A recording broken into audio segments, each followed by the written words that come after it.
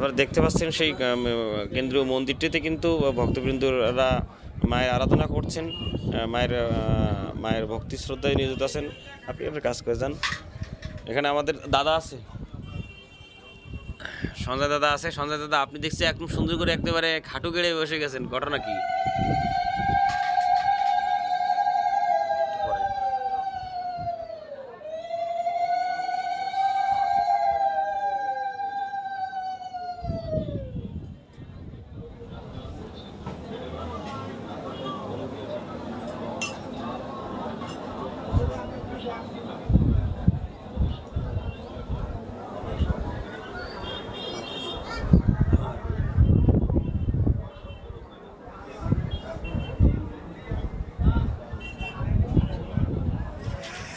দাদা, যে কথা বলছিলাম, আপনার এখানে এসে কেমন লাগছে?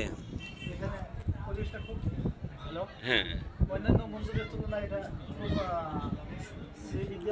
আমরা এই যে মন্দিরের যে এতগুলো কাজ দেখলাম, এই যে টাইলস করা কিংবা আপনার মন্দিরের যে গঠনগত যে অবস্থা দেখলাম, গত কয়েকদিন ধরে যতগুলো মন্দির আমরা পরিদর্শন করছি সার্বজনীন, সেই হিসেবে দেখলাম আপনাদের এই মন্দিরটাকে আমরা সম্পূর্ণ এখন দর্শককে দেখাতে পারিনি।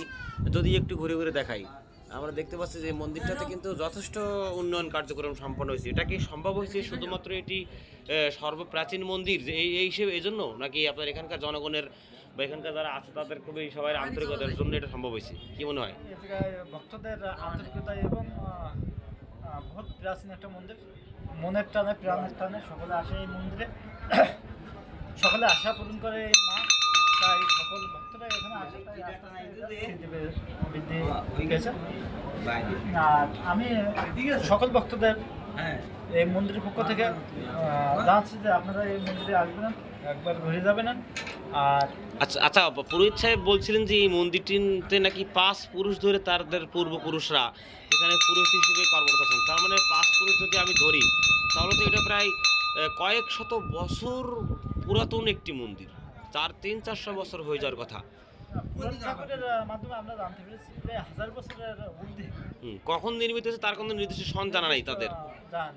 আচ্ছা, ঠিক আছে। তাহলে সদা জাগ্রত সকলের মনের আশা পূরণ করা মা কালীর মন্দিরের পক্ষ থেকে আবারও সকলকে বলতে চাচ্ছি, আপনারা যারা ভক্তবৃন্দ আছেন সবাই এখানে আসবেন, পূজা দিবেন, আপনাদের মনের বাসনা পূর্ণ হবে। জয় মা। দাদার কিছু বলতে চান?